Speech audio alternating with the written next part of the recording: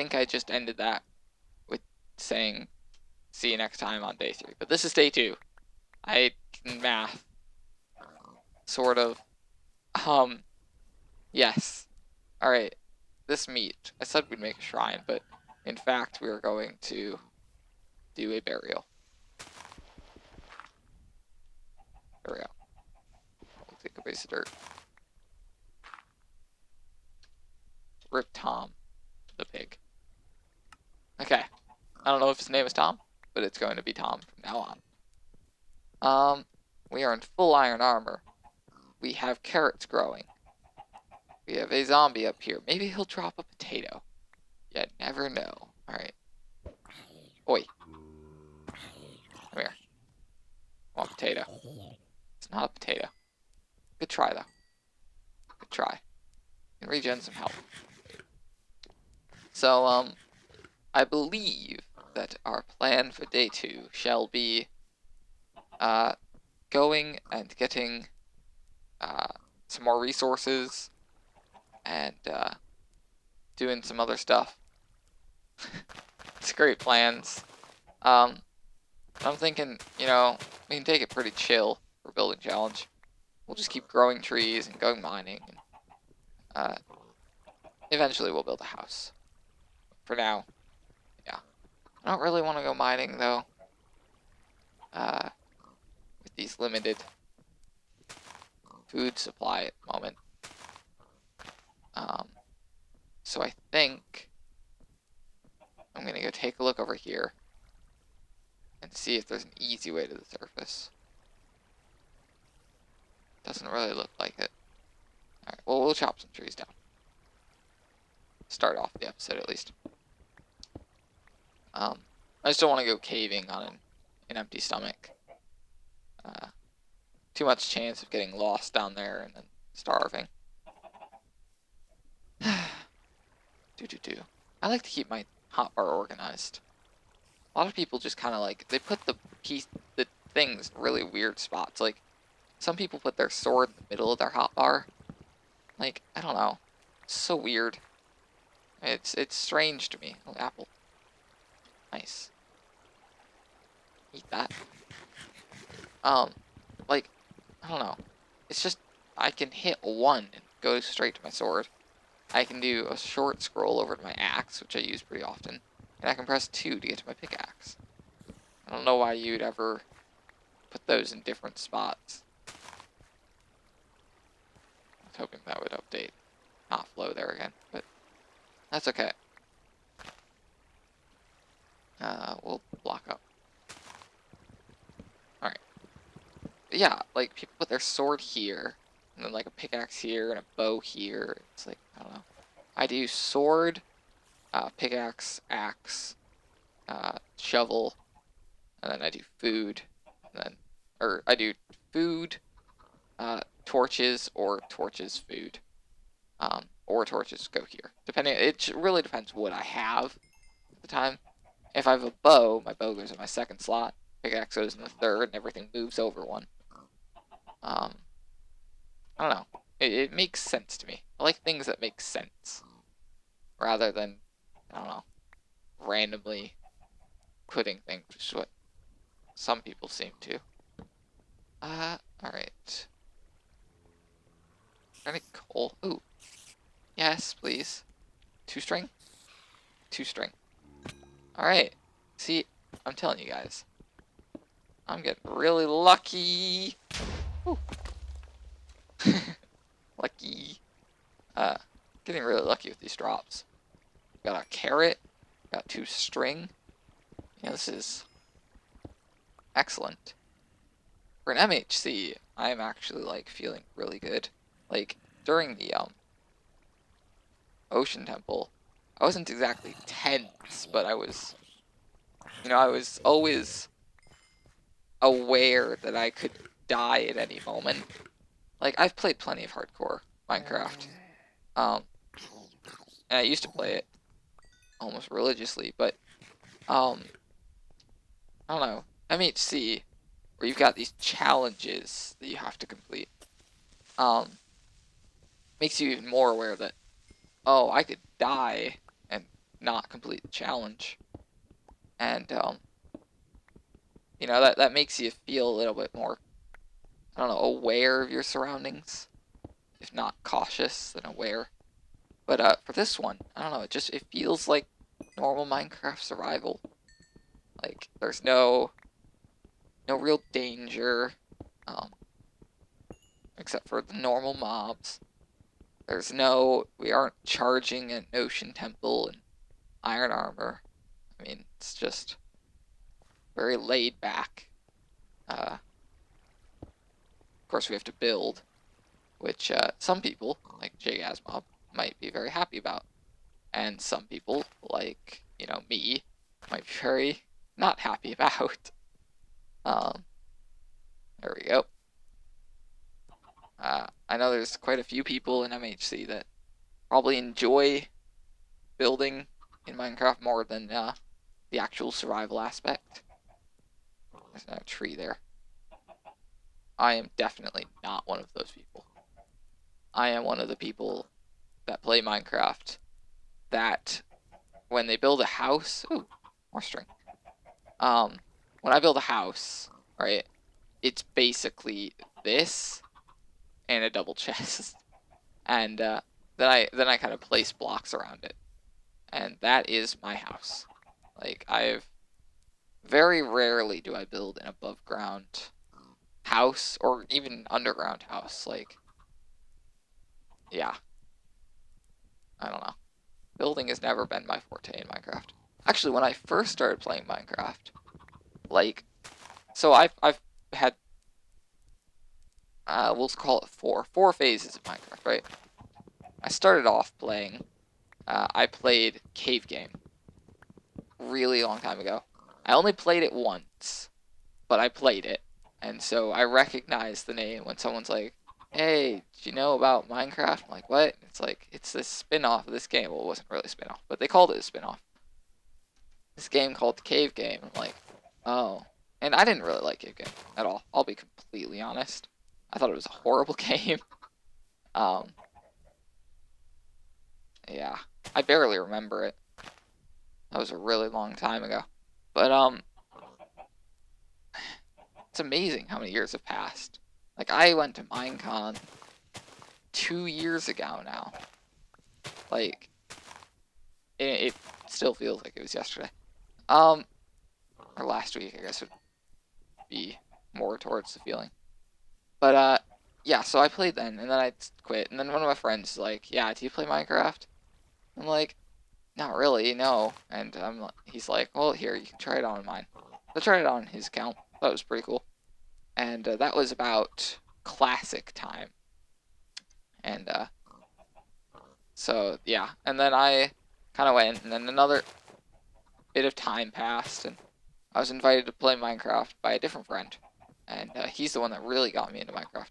So I'd watched videos on it and stuff, but he got me really into it. So I went and I bought an account, and I bought it when it was cheap. Well, I didn't buy it. This was back when my parents actually paid for things for me. So my parents bought it, but I asked for it, and they're like, sure. And it was way cheaper than it is today. Today it's like, what, 30 bucks for an account? Like, it's crazy.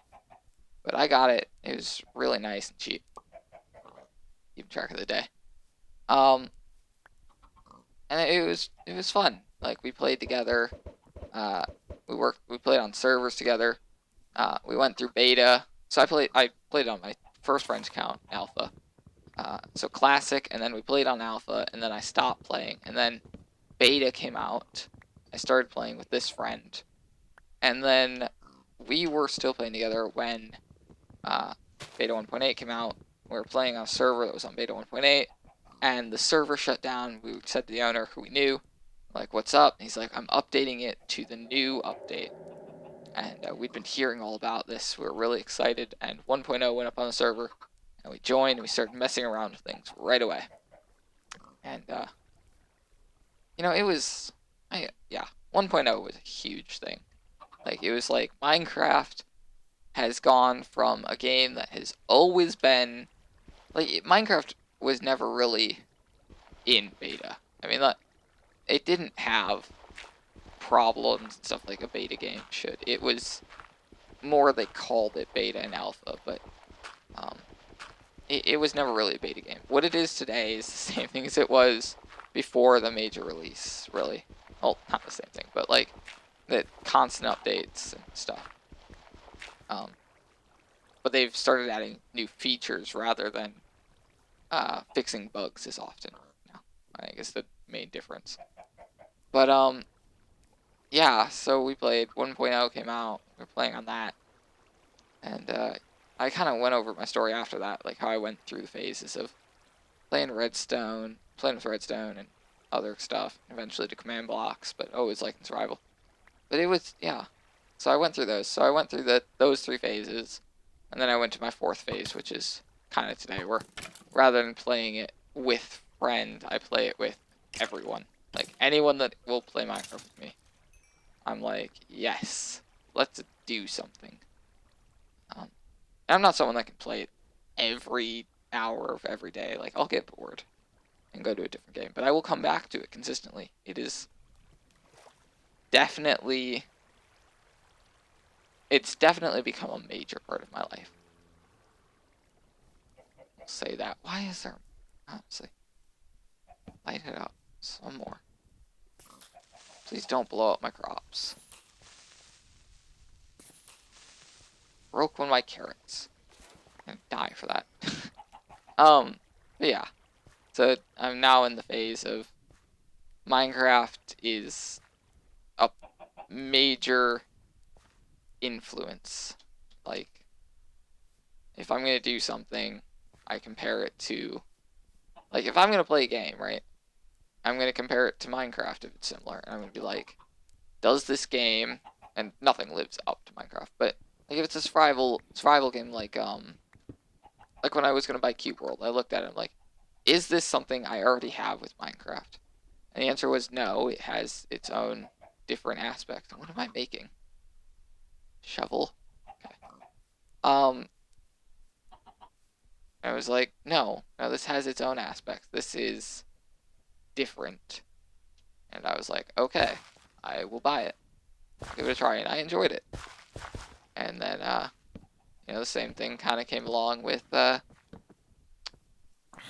what's that one game? Unturned. I looked at it, I'm like, is this something that is close enough to Minecraft that I could play this as basically Minecraft? And the answer was not really. And so I played a bit of it. And it goes on and on. I even compared Don't Starve. I went so far as to compare Don't Starve to it. And I actually went so far as to try and make Don't Starve in Minecraft just to see if it was possible. Which it is. I made some saplings you could take twigs off of and berry bushes, and it was quite fun, actually. But yeah, I compare things to Minecraft, and obviously things can't live up to Minecraft because Minecraft was a miracle work. Like, sorry, hit the end record button. Minecraft was like, it was ahead of its time almost. You want to say, like, it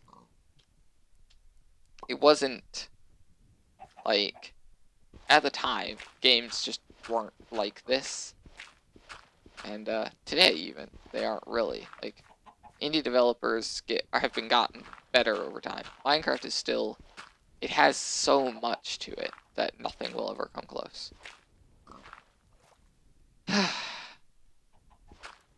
Yep, that was my tangent for the day.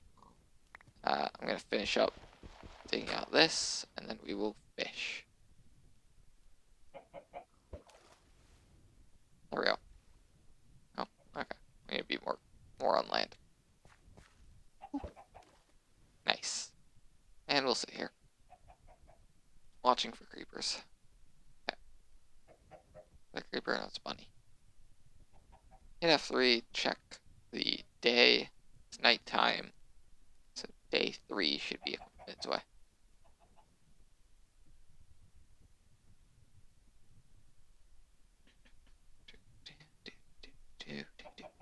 Yep. I don't know what to talk about now.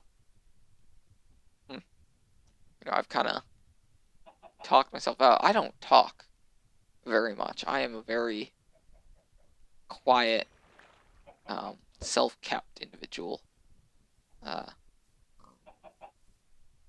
And some of that comes from, when you're in school,